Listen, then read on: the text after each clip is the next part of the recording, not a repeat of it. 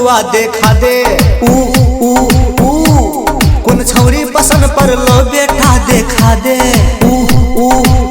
रो फेकुआ कहाँ देखे छो हमरो गो बाबू चश्मा लगेने छी कपार में तो तोरा सु तो अनहार में रहरो फेकुआ आब लगबे छी हम आँख में देखो बाबू हरो फेकुआ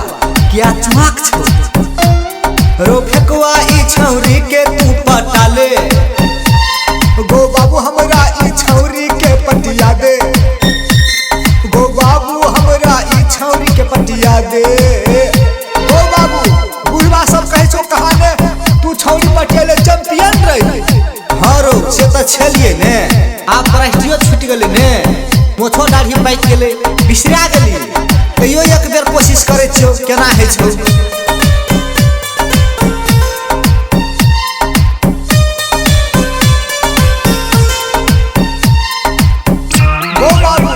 फेकुआ हिम्मत में पुगे छो गो बाबू मातावा नहीं छी हटा हम जाय छी पटियावे ले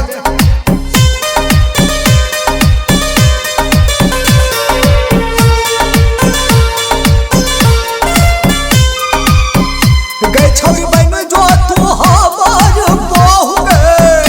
हमर बाबू के बन जो पुतहु गे रे तोरा मातर बन में छा मातर बन त छै लेकिन बोहे न छै बन जो ना हमर बेटा के बहू गे बन जो ना छौरी हमर पुतहु गे हे गई नाक में नथिया देबो हे गई कान में झुमका देबो हे गई नाक में नथिया देबो हे गई कान में झुमका देबो हमर बेटा से कर ले बियाह जे मंगी से देबो हमर बेटा के बहू बन जो दहेज न लेबो हमर बेटा के बहू बन जो दहेज न लेबो तोहर बेटा से जे करवा बियाह तोहर से किछ न लेबो हमर लग फट नहीं कर नहीं ता बजर खसेबा हमर लग फट नहीं कर नहीं ता बजर खसेबा भागली की नहीं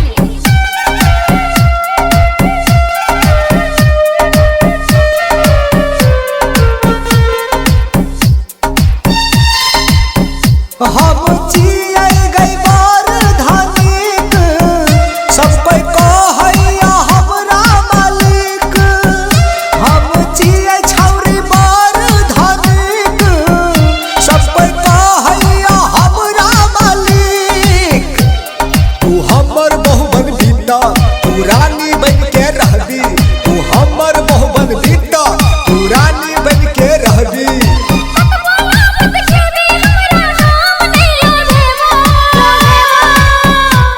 सब धन संपत्ति तोरे नाम कर देबो रे छोरा तोहर धन संपत्ति नहीं लेबो रो फेकुआ छौरी के चक्कर में नहीं पड़ नहीं तो फंसा देतो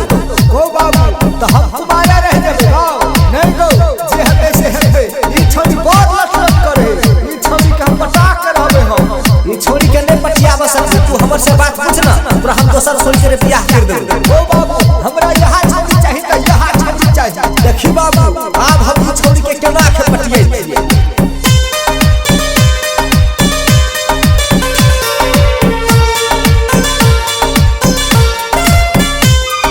गई छौरी हमरा परली पसीनी दिल से दिल मिला ले गई छौरी हमरा परली पसीनी दिल से दिल मिला ले एक बाप के बेटी चिही त चुम्मा ले ले ले एक बाप के बेटी चिही त चुम्मा दे दे दे एक बाप के बेटा चाहिए त चुम्मा ले गई हम जबरदस्ती नहीं करे छिए एक बाप के बेटा चाहिए त चुम्मा ले मन मिलना चाहिए एक बाप के बेटा चाहिए त चुम्मा ले आई लव यू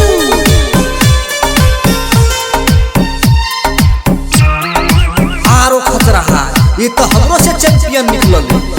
ओ बाबू बेटा तोरे छियौ ने।